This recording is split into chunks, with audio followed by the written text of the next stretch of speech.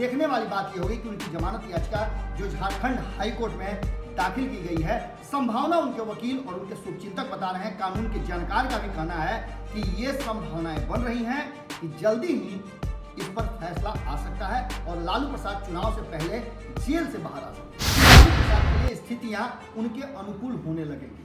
कई बार खुद मुख्यमंत्री लालू प्रसाद से मिलने गए हैं और अब तो कहा यह जा रहा है कि लालू का दरबार पुनः जैसे 90 के दशक में जेल में भी सजा करता था, 2000 के दशक में जेल में सजा करता था, उस तरह से सजने लगा है। अब ऐसी स्थिति में आप समझ सकते हैं कि उनके विरोधियों का क्या हाल है। जब लालू प्रसाद जेल में हैं तब अपने विरोधियों के लिए सबसे बड़ी मुसीबत बन जाते हैं। जब जेल से बाहर होंगे तो लालू प्रसाद कितना भारी पड़ेंगे।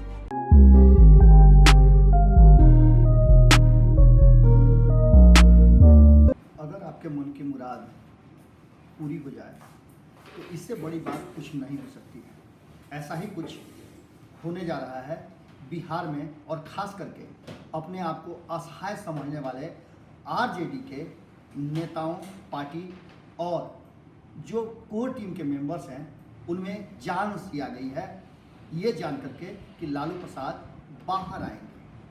नमस्कार, बहुत बहुत स्वागत है आपका भारत लाइव में। आप देखना शुरू कर चुके हैं रातों रात।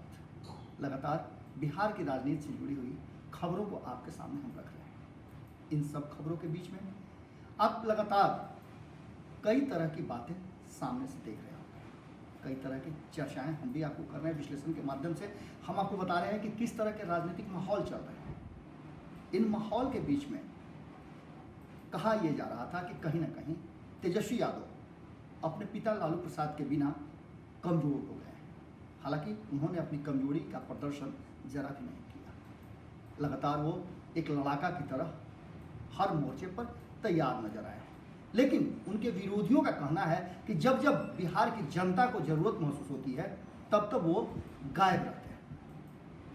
कोरोना संकट के दौरान भी हालांकि देश के सभी बड़े नेता अपने अपने घरों में कैद थे, कोई भी बाहर निकल नहीं रहा था, आम जनता भी कैद थी। इस बीच में कुछ ऐसी बातें हुई, आम जनता के अपील पर तेजस्वी यादव ने कुछ ऐसे काम कर दिए जिसको लेकर के जनता के बीच में उनका नारा और ढिढोरा पीटा जाने लगा और ये सत्ता में बैठे लोगों के लिए थोड़ा असहज जरूर था। अब इसको लेकर के धीरे धीरे बिहार की राजनीति में तेजस्वी यादव वर्सेस नीतीश कुमार का जो गेम था वो शुरू हो गया। कोरोना संकट के दौरान ही 2020 के चुनाव की तैयारियां लगभग शुरू हो चुकी थी। हालांकि इस चुनाव का आगाज भारतीय जनता पार्टी ने किया और अमित शाह, जो कि भारतीय जनता पार्टी के सबसे बड़े नेता कहे जाते हैं, सबसे बड़े रणनीतिकार कहे जाते हैं, उन्होंने किया। उन्होंने डिजिटल रैली के माध्यम से चुनाव का आगाज कर दिया। चर्चा 125 करोड़ की, जिसे नरेंद्र मोदी ने 2015 में बिहार के लोगों को आरा में दिया था। लेकिन उसकी चर्चा नीतीश कुमार कभी नहीं कर पाए कि उस राशि में से कितना बिहार को मिला, क्योंकि नीतीश कुमार लगातार केंद्र सरकार से मांगते ही रहे और उन्होंने ये भी कहा है कि हमने डिमांड भेजा है, अभी तक आया नहीं है। कोरोना के संकट के दौरान भी इस तरह की बातें सामने आई थी और तेजस्वी यादव ने इन बातों को रखते हुए केंद्र सरकार पर नीतीश कुमार के मांग को मानने का दबाव भी बनाया था। अब इन सब के बीच में, चुनावी तैयारियों के बीच में, जिस तरह से कहा यह जा रहा था कि आरजेडी पूरी तरह से विखंडित हो जाएगी, टूट जाएगी, इस बीच में एक खबर जो आ रही है रांची से, वो खबर खास करके आरजेडी और महागठबंधन के लिए, जो कि महागठबंधन में खुद को समझते हैं, उन दलों के लिए एक जीवनदायिनी शक्ति कहा जा सकता है, तो प्राप्त करने वाली या देने वाली जरूर है। कुछ समय के लिए सुकून तो जरूर आपको मिलेगा जब आप लालू प्रसाद के समर्थक हैं और आपको भरोसा है कि लालू प्रसाद के होने से चीजें बदल जाएंगी। बिल्कुल इसी अंदाज में, इसी तरह से सब कुछ चल रहा है। लगातार आपने देखा होगा कि किस तरह से लालू प्रसाद की अनुपस्थिति में तेजस्वी यादव को कमजोर करने का प्रयास किया जा रहा है। मीडिया में भी ये बातें चर्चा में थी, सुर्खियों में थी कि अभी तो सिर्फ एमएलसी गए हैं, अभी बहुत सारे नाम ऐसे हैं, कई नामों की घोषणा भी कर दी गई थी जिसका कॉन्डेम भी लोगों ने किया था, और कई नेता जो कि लालू प्रसाद के पंचरत्नों में शामिल हैं, नवरत्नों में शामिल हैं, वो बाहर निकल करके आए और उन्होंने इस पूरी खबर को भ्रामक और आरजेडी को कमजोर करने वाला, मानसिक रूप से कमजोर करने की प्रयास का हिस्सा बताया और इसके पीछे उन्होंने बड़ी साजिश बताई। इन सब के बीच में आप समझिए कि जब लालू प्रसाद के जेल से बाहर निकलने की बात लोगों को पता चले कि वो याचिका दाखिल कर चुके हैं, उन्होंने आग्रह किया है हाईकोर्ट में कि उन्हें बाहर आने की जमानत की स्वीकृति दी जाए। उसके पीछे उन्होंने बहुत सारे कारण भी बताए हैं। हालांकि इन सब के पीछे और भी कई बातें हैं जो लालू प्रसाद से जुड़ी हुई हैं, जिसकी खबरें हम लगातार आपको दिखा रहे हैं। हमने आपको बताया था कि किस तरह से अब जब से भारतीय जनता पार्टी की सरकार वहां से खत्म हुई झारखंड से और महागठबंधन की सरकार अस्तित्व में आई है, तब से कहा भी जा रहा था कि लालू प्रसाद के लिए स्थितियां उनके अनुकूल होने लगेंगी। कई बार खुद मुख्यमंत्री लालू प्रसाद से मिलने गए हैं और अब तो कहा यह जा रहा है कि लालू का दरबार पुनः जैसे 90 के दशक में जेल में भी सजा करता था, 2000 के दशक में जेल में सजा करता था, उस तरह से सजने लगा है। बेरोक टोक लोग उनके पास जाने आने लगे हैं। जबकि आपको एक बहुत महत्वपूर्ण बात बता देते हैं कि कोरोना संकट के दौरान लालू प्रसाद से नहीं मिलने के लिए 21 मार्च को एक आदेश जारी किया गया था, जिसके तहत लालू प्रसाद से जब तक कोरोना संकट है तब तक कोई नहीं मिल सकता है। इस बीच में लालू प्रसाद के जन्मदिन के दिन विशेष इजाजत लेकर के तेजस्वी यादव उनसे मिलने गए थे। उस बीच में कई बातें हुई थी। हालांकि और भी कई लोगों को इजाजत मिली थी, पर जिस तरह से एमएलसी बनने के बाद सुनील सिंह उनसे मिले और उनके साथ कई पूर्व विधायक, शुभचिंतक भी जाकर के मिलते रहे हैं, इसको लेकर के अब विपक्ष हमलावर हो गया है और कहीं ना कहीं झारखंड सरकार पर, जो कि महागठबंधन की सरकार है, हेमंत सरकार पर उंगली उठने लगी है और जेल प्रशासन पर भी उंगली उठने लगी है। कहीं ना कहीं कहा यह जा रहा है कि मिली भगत के तहत ये सारी प्रक्रिया चल रही है। एक और घटना इस बीच में घटी जब कांग्रेस के वरिष्ठ नेता सुबोध कांत सहाय, जो कि झारखंड सरकार में गठबंधन के हिस्सा हैं, जब वो मिलने गए तो मामला बिल्कुल ही उल्टा पड़ गया। उल्टा हम इसलिए बता रहे हैं कि वो मिलने तो गए पर उन्होंने इसकी इजाजत और सूचना शायद नहीं ली होगी, जैसा कि मीडिया उनके पीछे पड़ गई और मीडिया के कैमरे से वो बच नहीं पाए। अचानक से ये बातें बहुत तेजी से मीडिया की चर्चा और सुर्खियों में बन गई और इसे हाथों हाथ उठा लिया विपक्ष ने। विपक्ष का कहना है कि कहीं ना कहीं लालू प्रसाद को बीमारी से ज़्यादा उनके दरबार लगाने की इजाज़त झारखंड सरकार आंख मूंद करके दे रही है।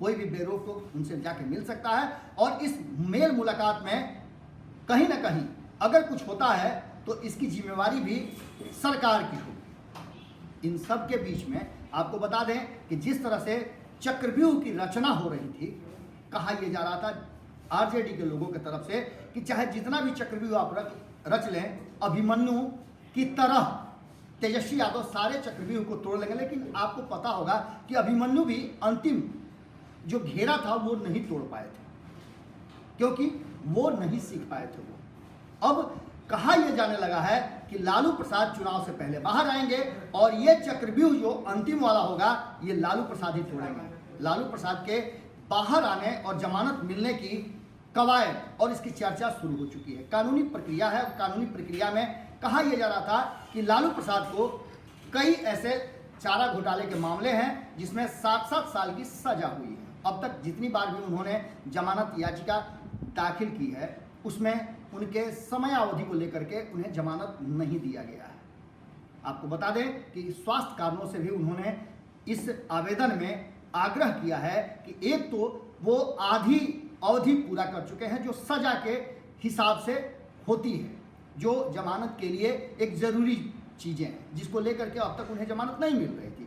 और दूसरी सबसे महत्वपूर्ण बात है कि वो अस्वस्थ हैं। स्वास्थ्य की दृष्टि से भी उनका बहुत ज़रूरी है यहाँ से बाहर निकल करके अन्यत्र इलाज कराने जाना।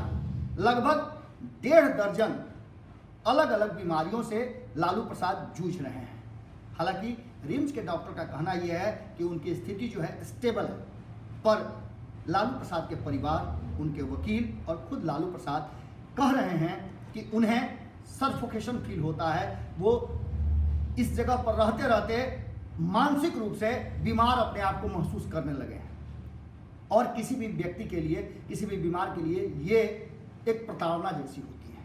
हालांकि जेल की सजा है, उन्हें तो काटना है, पर देखने वाली बात ये होगी कि उनकी जमानत याचिका जो झारखंड हाई कोर्ट में दाखिल की गई है, संभावना उनके वकील और उनके शुभचिंतक बता रहे हैं, कानून के जानकार का भी कहना है कि ये संभावनाएं बन रही हैं कि जल्दी ही इस पर फैसला आ सकता है और लालू प्रसाद चुनाव से पहले जेल से बाहर आ सकते हैं। अब ऐसी स्थिति में आप समझ सकते हैं कि उनके विरोधियों का क्या हाल होगा। जब लालू प्रसाद जेल में हैं तब अपने विरोधियों के लिए सबसे बड़ी मुसीबत बन जाते हैं। जब जेल से बाहर होंगे तो लालू प्रसाद कितना भारी पड़ेंगे। कहा यह जाता है, आपने सुना होगा कि पुराने ज़माने में हमारे बिहार में कहावत है कि जब पहले बारात वगैरह जाती थी, कोई ओकेज़न जब होता था, कोई उत्सव होता था, तो वहाँ बुजुर्ग लोगों को सहेज करके ले जाया जाता था कि वहाँ जा करके जब कहीं मामला फंसे या कोई पेच अधूरा जाए तब वैसी स्थिति में उस बुजुर्ग से पूछ करके और समाधान निकाला जाएगा। लालू प्रसाद बिहार की राजनीति के वही समाधान है। उस कुएं की, उस बाल्टी के झग्गड़ के समान है जो रस्सी से टूट करके अंदर कुएं में फंस गई है और झग्गड़ ही उस बाल्टी को निकाल सकता है। अब देखने वाली बात यह होगी कि कितना ज़्यादा मुश्किल नीतीश कुमार, जो कि अभी वर्तमान में बिहार के मुख्यमंत्री हैं और 2015 में नीतीश कुमार इसी लालू प्रसाद के साथ एक साथ मिलकर के चुनाव लड़े थे, 2017 में अलग हो गए थे। एक बार फिर से जब आमने सामने होंगे तो स्थितियां क्या होगी, बिहार की जनता पर इसका क्या प्रभाव पड़ेगा। और बीमार लालू प्रसाद जब मंच पर आएंगे, अपनी बात रखेंगे, तो उनकी शैली कौन नहीं जानता है। यही कारण है कि कहीं ना कहीं नीतीश कुमार और भारतीय जनता पार्टी दोनों के लिए मुश्किल है। हालांकि आपको हमने पहले भी बताया है कि भारतीय जनता पार्टी जितना हमलावर आरजेडी के ऊपर जदयू है उतना नहीं है। कहीं ना कहीं इस बात को किसी अलग एंगल से भी देखा जा रहा है। पर लोकतंत्र है और लोकतंत्र में कहा यह जाता है कोई भी अस्थायी दोस्त या दुश्मन नहीं होता है। इसके सबसे बड़े उदाहरण नीतीश कुमार आपके सामने हैं।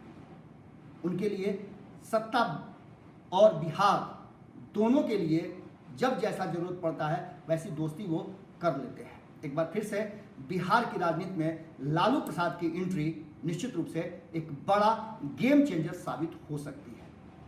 क्या इसके परिणाम होंगे, जनता कितना भरोसा करेगी।